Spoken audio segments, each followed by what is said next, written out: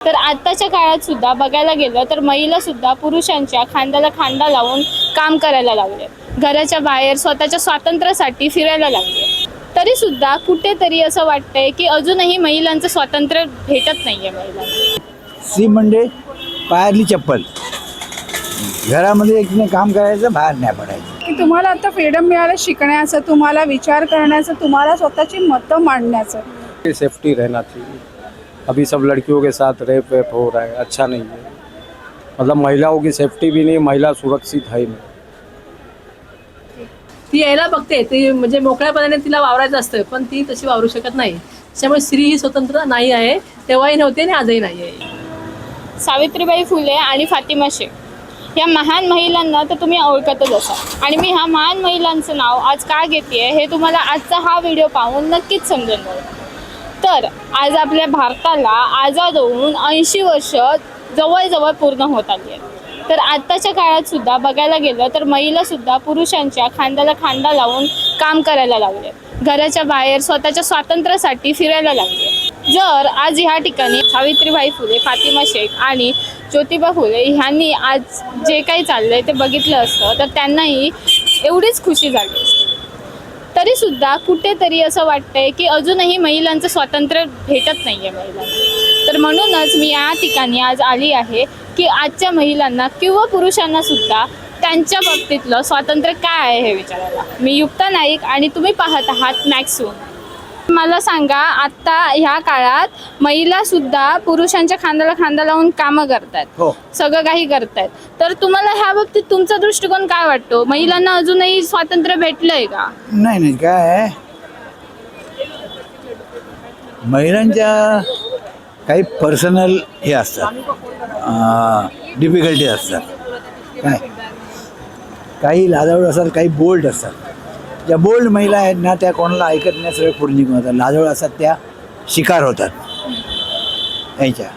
पुरुषांची प्रवृत्ती आहे ना, ती पहिल्यापासूनच आहे तशी. त्यामुळे अनादी काळापासून पुरुष हा स्त्रीच्या पाठीच आहे. आता कुठे जरा हे झालेलं आहे की बाबा पुरुषांना म्हणजे असं ट्रेनिंग दिल्यासारखं पुरुषांना, म्हणजे मुलांना थोडक्यात, की जेणेकरून ती पिढी स्त्रियांना आपल्या बरोबरचीच मानते. आता पूर्वी म्हणजे काय असायचं की घरामध्ये एकने काम करायचं, बाहेर नाही पडायचं. आता असं नाही आहे. आता स्त्री मात्र शिकते म्हणजे पुरुषांपेक्षाही जास्त शिकते आहे. कित्येक टॉप CEO आहेत त्या लेडीजच आहेत, समजलं ना. आणि हे असं असणं काय चांगलं लक्षण आहे. महिलांची प्रगती होते आहे. फक्त पुरुषांनी मात्र हे केलं पाहिजे काय की थोडा आपल्यावर कंट्रोल ठेवला पाहिजे. कारण प्रत्येक स्त्री जर आपली माता किंवा बहीण आहे म्हणून मानली तरच तिला काहीतरी होईल. झाल्यात ना मुली आता खूप पुढे आल्या, शिकार पुढे आल्या, महिला खूप पुढे आल्या आणि त्या अशाच याव्या अशी माझी इच्छा आहे. सकाळी तुम्ही लवकर उठून लोकलमध्ये धावपळ करून कामावरती जाता, घर सांभाळता. मग ह्या सगळ्यात तुम्हाला असं वाटतं का तुमचं स्वतःचं स्वातंत्र्य कुठेतरी हरवतंय? नाही, असं मी नाही मानते. कारण का माहिती आहे, पहिल्याच्या काळामध्ये जसं स्त्रीला कुठेही बाहेर पडायची अनुमती नव्हती, तिला परमिशन नव्हती, किंवा तिला शिक्षण घेण्याची सुद्धा अनुमती नव्हती, परमिशन नव्हती. पण आताच्या काळामध्ये स्त्री काय ना इंडिपेंडन्स झालेली आहे.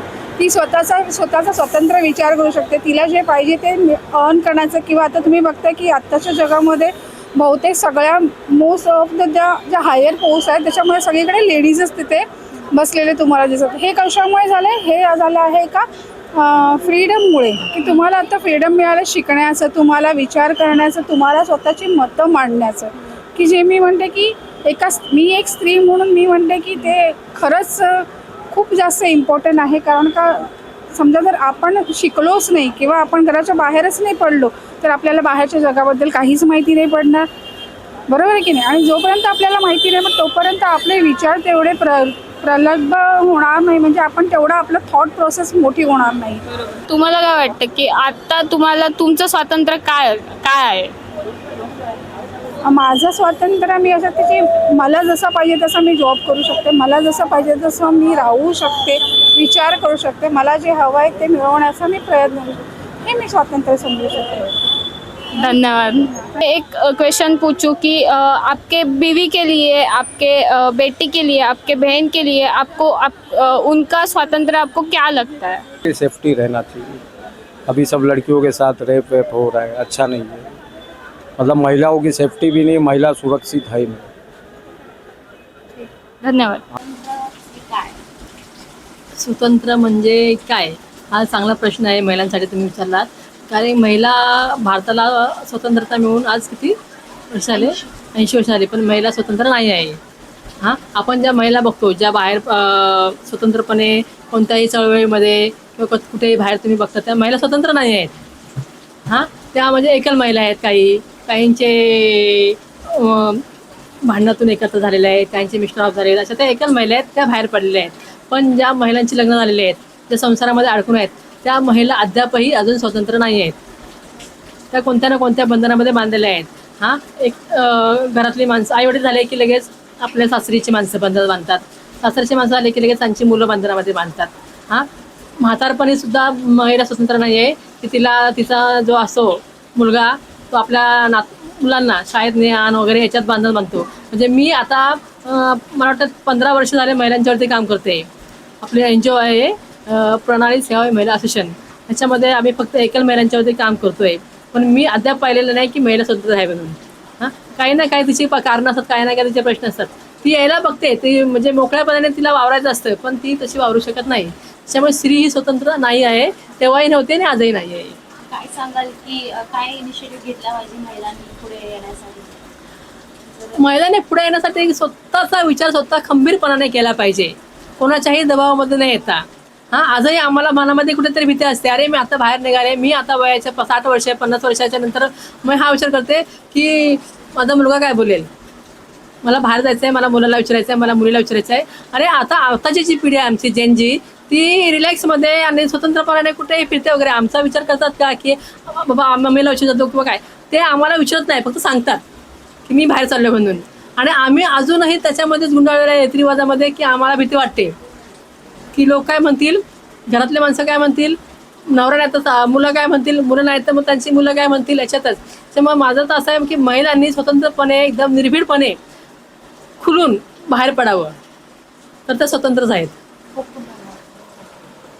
तर आता तुम्ही बघितलात की मी बऱ्याच महिलांना, पुरुषांना प्रश्न विचारले आणि त्यांच्याकडून उत्तर आपल्याला अजूनही असंच भेटलं की अजूनही महिलांना स्वातंत्र्य त्यांचं तेवढं भेटलं नाही आहे. तर तुम्हाला काय वाटतं की तुमच्या भाषेत तुमचं स्वातंत्र्य काय असेल हे कमेंटमध्ये नक्की सांगा. आणि मॅक्स वुमन ह्या चॅनलला फॉलो आणि सबस्क्राईब करायला विसरू नका.